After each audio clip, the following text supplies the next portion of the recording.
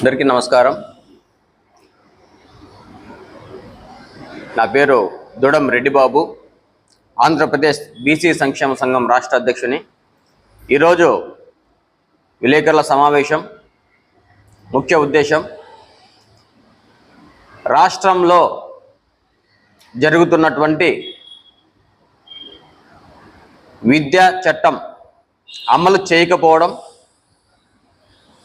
మరి ప్రభుత్వాలు బడుగు బలహీన వర్గాల వారికి విద్య ఎంతో అవసరమని హరికథలు చెప్తూ ఉన్నారు. మరి ఈ హరికథల్లో విద్యా చట్టాన్ని అమలు చేయాలని మీకు తెలియదా? గత ప్రభుత్వంలో 2019 నుంచి 2024 వరకు విద్యా చట్టాన్ని అమలు చేయలేదు, గతంలో కూడా చేయలేదు.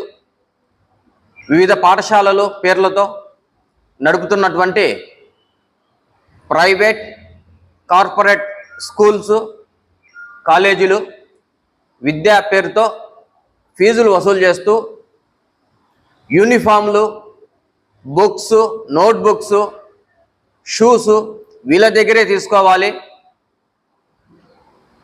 బయట 30 రూపాయల నుంచి 70 రూపాయల లోపు ఉన్నటువంటి మీటర్ షర్టు వీళ్ళు దాదాపుగా 1000 రూపాయలు వసూలు చేస్తున్నారు.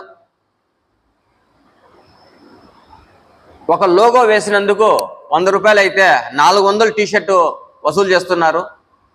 మరి విద్యాశాఖ అధికారులందరూ నిద్రపోతున్నారా అని అడుగుతున్నాం. అంతేకాదు 1994 విద్యా చట్టాన్ని ఎందుకు ఉపయోగించడం లేదు? వీళ్ళ దగ్గర కాలేజీలు, పాఠశాలలు, ప్రైవేట్ స్కూళ్ళ దగ్గర లంచాలకు అలవాటు పడ్డారా అని అడుగుతున్నాం. ఒక కమిటీ నిర్ణయించింది ప్రభుత్వం. ఏ పాఠశాలలో మౌలిక సదుపాయాలు ఉన్నాయా లేదా, వాళ్లకు బాత్రూమ్లు, క్రీడా మైదానములు ఉన్నాయా లేదా,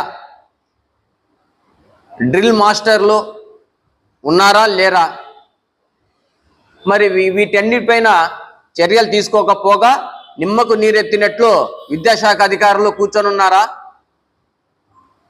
దాదాపు ఒక జిల్లాలో 1000 కోట్ల అవినీతి జరుగుతోంది.